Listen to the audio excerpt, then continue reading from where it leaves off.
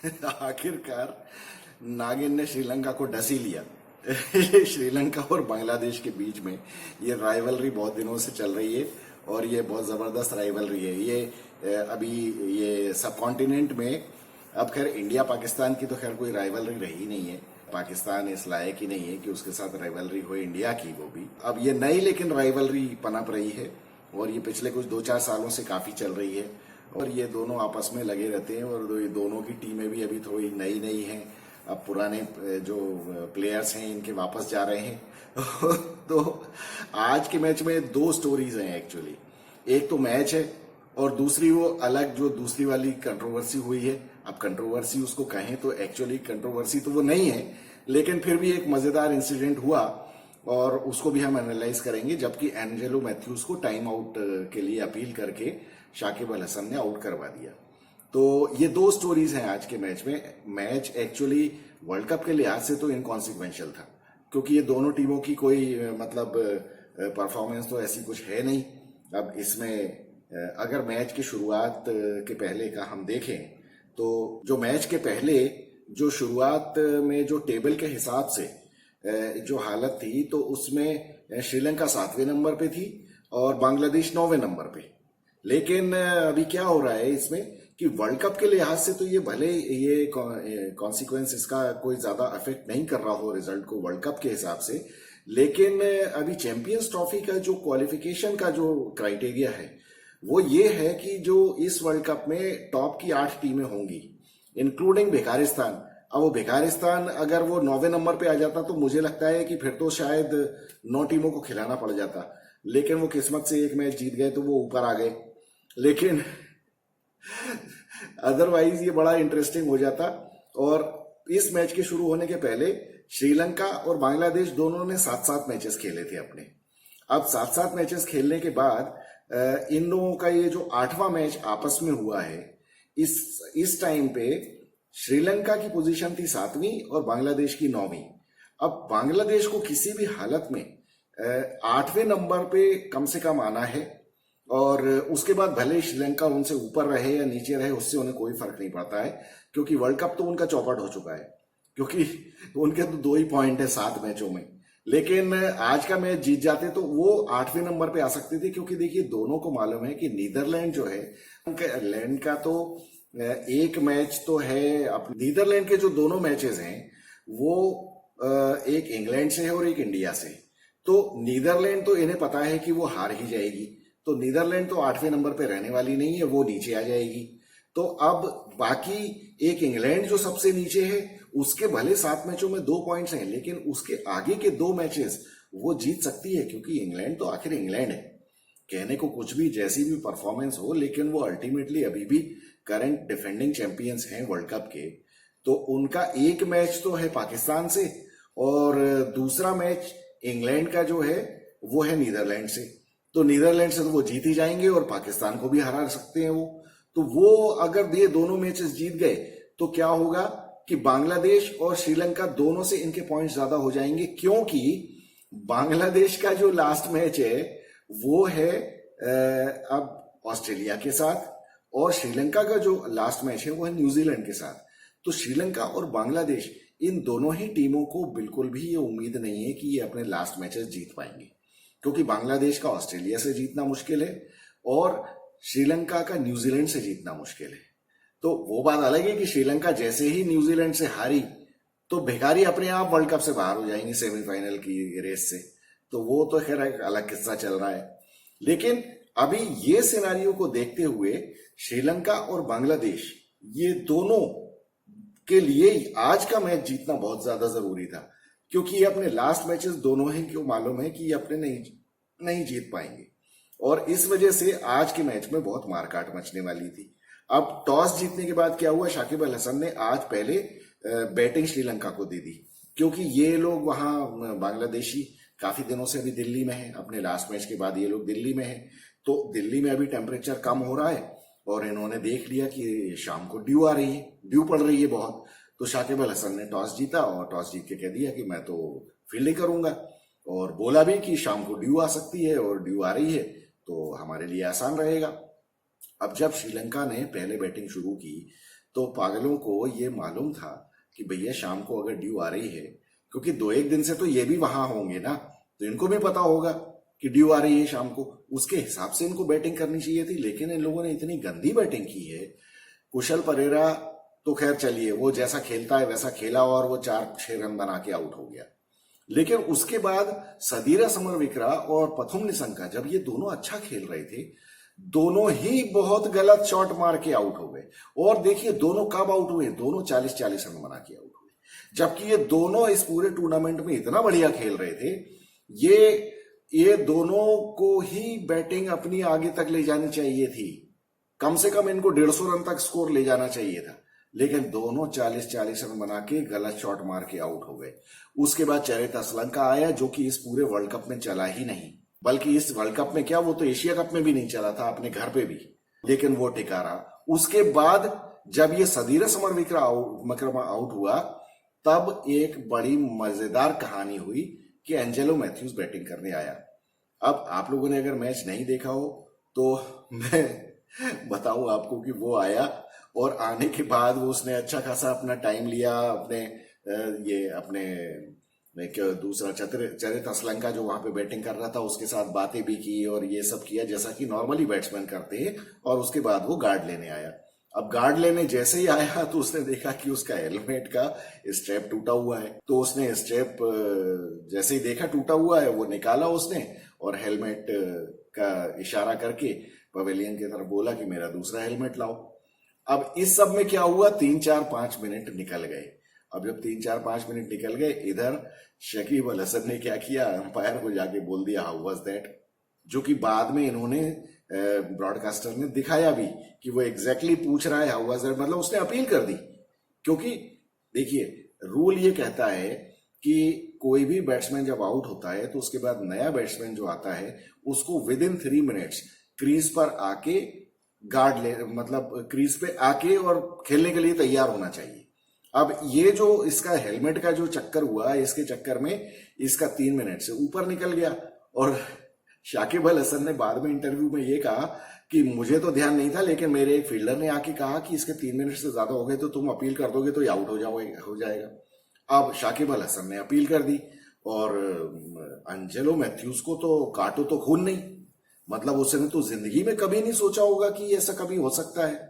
अब अंपायर्स जो थे, अंपायर्स के सामने तो कोई धर्म संकट की स्थिति थी ही नहीं, क्योंकि देखिए ऐसा अभी तक के इंटरनेशनल मैचेस में कभी भी नहीं हुआ। ये किसी भी इंटरनेशनल मैच में कोई भी बैट्समैन टाइम आउट नहीं हुआ, क्योंकि टाइम आउट करने के लिए फील्डिंग टीम को अपील करनी पड़ती है। बिना अपील किए अंपायर आउट नहीं दे सकता है। आज से बहुत, अब ये मुझे पता नहीं कि ये इन्होंने रूल कब मॉडिफाई किया है, अदरवाइज 100 से ज्यादा सालों तक ये, बल्कि मेरे ख्याल से मुझे ऐसा लगता है कि 150 सालों तक रूल ये था कि जब बैट्समैन आउट होगा और नया बैट्समैन जब आएगा तो उसको एक बैट्समैन के आउट होने के विद इन 2 मिनट्स उसको ग्राउंड के अंदर आना जरूरी है। इसलिए कई बार ये होता था कि जैसे लगातार 2-3 विकेट अगर कभी किसी टीम के गिर जाए तो क्या होता था कि जो सभी को मालूम है बैट्समैन को, अगर मान लीजिए लगातार 3 बॉलों पे 3 आउट हो गए तो इतने सारे बैट्समैन वहां पवेलियन में तैयार थोड़ी बैठे रहते हैं। तो क्या होता था कि जो लास्ट में बैट्समैन आउट होता था वो ग्राउंड के अंदर ही रहता था, वो ग्राउंड के बाहर नहीं जाता था जब तक कि वो नया बैट्समैन तैयार होके ग्राउंड के अंदर ना आ जाए। तो वो एक रूल था कि जब तक आउट होने वाले बैट्समैन के ग्राउंड से जाने के बाद 2 मिनट के अंदर नए बैट्समैन को ग्राउंड के अंदर आना चाहिए। ये रूल था ग्राउंड के अंदर आने तक और बैट्समैन के, जो आउट होने वाले बैट्समैन के बाहर जाने के बाद। अब लेकिन ये आईसीसी ने रूल चेंज कर दिया।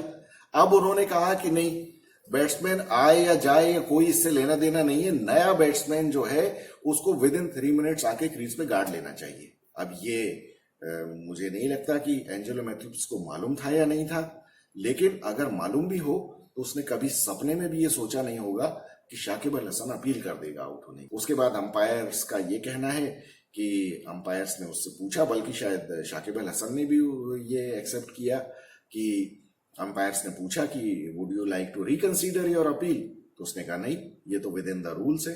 बाद में संजय मांजरेकर जब उससे इंटरव्यू ले रहा था तो उसने पूछा कि आपने सोचा नहीं क्या, अपनी अपील को विड्रॉ करने के लिए उसने कहा नहीं है, ये this is like a war, और ये तो मेरे लिए कोई प्रॉब्लम नहीं है इसमें, ये तो मुझे करना ही था, आई एम अ वॉरियर, तो मैं तो वहां जीतने के लिए, मेरी टीम जीत रही है जिसमें उसमें वो तो मैं विद इन द रूल्स कर रहा हूँ, इसमें कोई भी मेरे ऊपर कुछ भी क्रिटिसाइज करे या क्या करे, और इसमें कोई स्पिरिट ऑफ द गेम की कोई बात नहीं है।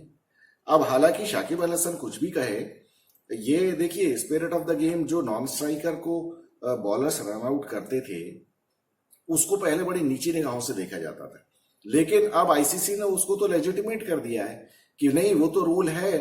अब उसमें तो देखिए क्लियर कट जो नॉन स्ट्राइकर बैट्समैन है वो एडवांटेज उठाने की कोशिश करता है ना, क्योंकि अगर बॉलर दौड़ रहा है अपने रनअप में है और आप उस टाइम ही क्रीज से बाहर निकल जाते हो तो you are taking an advantage कि आपको बॉल होने के बाद आपको कम डिस्टेंस ट्रेवल करना है अगर आपको रन लेना है, तो ये तो क्लियर कट आप डिसएडवांटेज मतलब एडवांटेज ले रहे हो, और ये तो क्लियर कट चीटिंग का केस बनता है। तो ऐसे में अगर बॉलर आपको बिना बॉल फेंके रन आउट करता है नॉन स्ट्राइकर एंड पे, तो इसमें किस बात की चिढ़ है या किस बात का गुस्सा है और किस बात की स्पिरिट ऑफ द गेम इसमें अफेक्ट हो रही है। लेकिन ये वाला जो है इसमें देखिए, इसमें बैट्समैन कोई एडवांटेज उठाने की कोशिश नहीं कर रहा है, और ऐसा नहीं है कि उसने देर से आने के बाद आपको किसी तरह का नुकसान पहुंचा दिया या कोई उसको एक्स्ट्रा रन मिल गए हैं या कुछ और चीज है। इससे ज्यादा बड़ा नुकसान तो वो मौलवी रिजवान ने किया था। पाकिस्तान ने जो श्रीलंका के अगेंस्ट जो इसने बैटिंग की थी, जिसमें ये एक्टिंग करके और ये लेट गया और 5 मिनट इसने निकाल दिए कि मुझे तो क्रैम्प आ गया है, और बाद में ये हरामी आदमी ये क्लेम भी, ये कह भी रहा था, एक्सेप्ट भी कर रहा था कि मैं sometimes I do get cramp, sometimes it is acting. तो वो तो हमें समझ में आ रहा है, तुम 100 रन बना चुके हो, तुम्हारी औकात है नहीं, और तुम्हारी दम निकल गई, सांस फूल गई, तो तुम लेट गए क्रैम्प का बहाना करके कि बढ़िया अपनी सांस वापस ले लो, रिलैक्स कर लो थोड़ा सा। तो ऐसा भी नहीं, किसी एंजेलो मैथ्यूज ने ये भी नहीं किया था, कुछ भी नहीं किया था। लेकिन अब शाकिब अल हसन का कहना यह है कि ये तो विद इन द रूल्स है, तो मेरा को पूरा हक था मैं अपील करूं और मेरी टीम के बेनिफिट के लिए करूं। अब ठीक है, इसमें ये मतलब बहुत से लोग कह सकते हैं अगेंस्ट द स्पिरिट है। संजय मांजरेकर ने तो हालांकि ये कहा कि नहीं, मैं ये नहीं कहता कि अगेंस्ट द स्पिरिट है, और ये तो विद इन द रूल्स है, तो बिल्कुल आउट है और करना चाहिए। तो हालांकि इयान बिशप ने बाद में ये कहा, जो फेलो कमेंटेटर था, कि नहीं मैं तो ये कभी भी नहीं करूंगा, और मुझे नहीं लगता कि बहुत सारी और टीमें भी कोई ये करेंगी काम। और वाकई मुझे भी ऐसा लगता है कि ऐसा बहुत कम लोग करेंगे। इंटरनेशनल स्पोर्ट में ऐसा नहीं करते। कोई भी आदमी फाइट करके जीतना चाहता है, कोई भी आदमी किसी भी बैट्समैन को आउट करके उसको मतलब गेम जीतना चाहता है, इस तरह से करके नहीं। तो खैर ठीक है, शाकिब अल हसन और बांग्लादेश, इनकी कहानी तो हम जानते हैं।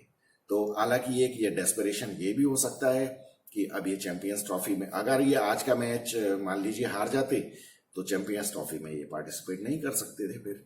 तो इसके लिए मतलब अब आप शाकिब अल हसन को ब्लेम करेंगे या नहीं करेंगे, ये बात मैं आपके ऊपर छोड़ता हूं।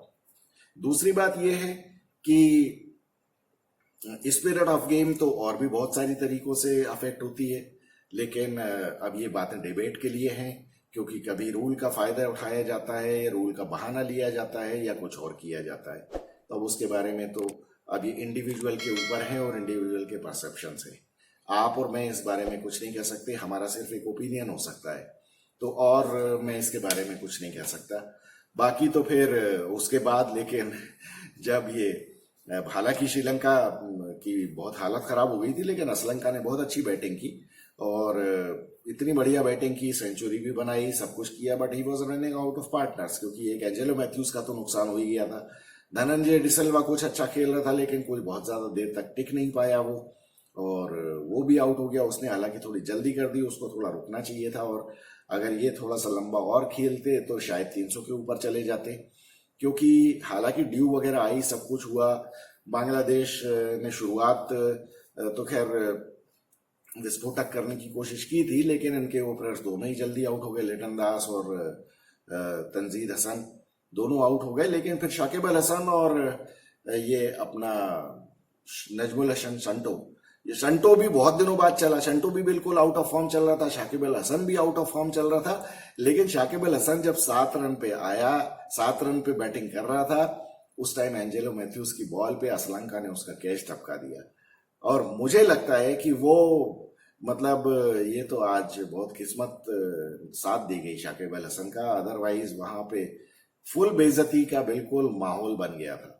इससे बड़ा कोई और जवाब एंजेलो मैथ्यूज की तरफ से हो नहीं सकता था, लेकिन बदकिस्मती से वो कैच असलंका ने छोड़ दिया। और उसके बाद फिर उसने शाकिब अल हसन ने 82 रन बना दिए, नजमुल शंटो ने 90 रन बना दिए। अब इन लोगों की 150-60 रन की पार्टनरशिप हो गई।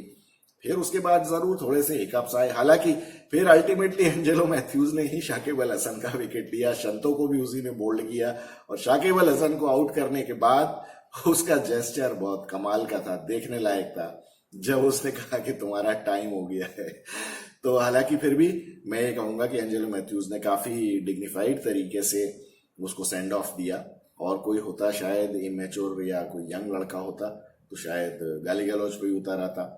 हालांकि जिस टाइम एंजेलो मैथ्यूज को टाइम आउट दिया गया था, उसके बाद बाहर जाके उसने अपना हेलमेट वगैरह फेंक दिया, जो कि टीवी स्क्रीन पे भी आया, और उसके लिए तो शायद आईसीसी उसको रिप्रिमांड भी करे, फाइन भी करे, जो भी है। लेकिन बाद में ultimately it was divine justice कि एंजेलो मैथ्यूज ने ही शाकिब को आउट किया, लेकिन शाकिब की किस्मत थी कि 7 रन पे उसका कैच छूट गया। और फिर उसके बाद फिर भले ही वो 2-3 उनके विकेट और भी गिर गए, लेकिन स्कोर इनका थोड़ा कम था, और ड्यू इतनी ज्यादा थी कि बॉलर्स के ऊपर तो मुझे तरस ही आता है जब ड्यू में वो बॉलिंग करते हैं। तो कुल मिला के अब जो भी था, बांग्लादेश की किस्मत ने आज बहुत ज्यादा साथ दिया, कुछ किस्मत उन्होंने अपने हाथ से भी लिख दी। तो ठीक है, अब बांग्लादेश ऊपर पहुंच गई, श्रीलंका तो अब मुझे लगता है कि मोर और लेस चैंपियंस ट्रॉफी से बाहर ही है, क्योंकि न्यूजीलैंड को उनका हराना मुश्किल है। और फिर उसके बाद इंग्लैंड के जो 2 मैचेस हैं वो इंग्लैंड दोनों हार जाए, मतलब वो तो पॉसिबल नहीं है, क्योंकि एक नीदरलैंड से है उनका और दूसरा पाकिस्तान से। पाकिस्तान को इंग्लैंड हरा देगी ऐसा मुझे लगता है, क्योंकि अब कितने मैच हारेगी इंग्लैंड, कुछ तो अपनी भी इज्जत का ख्याल करेंगे वो, क्योंकि उनके लिए भी चैंपियंस ट्रॉफी से बाहर होने का खतरा है। अभी उनके 2 पॉइंट्स हैं, ये दोनों मैचेस बचे हुए जीत लेते हैं तो वो श्रीलंका और बांग्लादेश के बराबर, श्रीलंका से ऊपर चले जाएंगे, और नीदरलैंड तो वैसे ही नीचे है, तो ये भी, और बांग्लादेश के भी ऊपर आ जाएंगे, तो ये भी चैंपियंस ट्रॉफी के लिए क्वालिफाई कर जाएंगे। अदरवाइज इंग्लैंड के लिए चैंपियंस ट्रॉफी से बाहर होना बहुत बड़ी शर्म की बात होगी, तो जिसको इंग्लैंड बिल्कुल भी नहीं चाहेगा। मुझे तो लगता है कि अभी तो वो 24 घंटे प्रैक्टिस कर रहे होंगे कि किसी भी तरह से ये दोनों मैचेस उनको जीतते हैं। तो अब देखते हैं क्या होता है, मजेदार मैचेस होंगे, क्योंकि अब मारामारी चल रही है। कल अफगानिस्तान और ऑस्ट्रेलिया का मैच है, हालांकि ऑस्ट्रेलिया बहुत ज्यादा भारी लगती है अफगानिस्तान के अगेंस्ट, लेकिन अफगानिस्तान का कोई भरोसा नहीं है, क्योंकि अफगानिस्तान के साथ इनका मैच कल है। अफगानिस्तान के साथ ऑस्ट्रेलिया का मैच वानखेड़े में अगर मान लीजिए, मतलब कुछ भी हो सकता है। अफगानिस्तान जिस तरह से खेल रही है अभी, जो पिछले जो 5 में से 4 मैच ये जीत गए हैं, और जो कॉन्फिडेंस इनको आया है, तो ये अपने दिन पे ये ऑस्ट्रेलिया को भी मुश्किल खड़ी कर सकते हैं। कोई भरोसा नहीं है इनका। ये पहले बैटिंग करें, और बाद में जिस तरह से वानखेड़े में स्विंग हो रही थी बॉल पिछले मैचेस में, अगर इनके इस पर ये निकाल देते हैं बॉलर्स, ओपनिंग बॉलर्स अगर विकेट निकाल देते हैं तो भी मुश्किल हो सकती है। प्लस अगर ये पहले बॉलिंग करे और कहीं ऑस्ट्रेलिया को अगर इन्होंने सस्ते में निपटा दिया, तो ये बाद में जिस तरह से बैटिंग कर रहे हैं अकलमंदी के साथ, तो भी ऑस्ट्रेलिया को मुश्किल में डाल सकते हैं।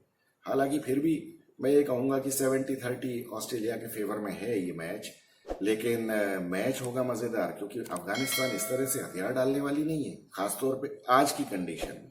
तो मैच मजेदार होगा। मिलेंगे कल के मैच के बाद। I am Vikas Saxena, the biased analyst. Thank you so much.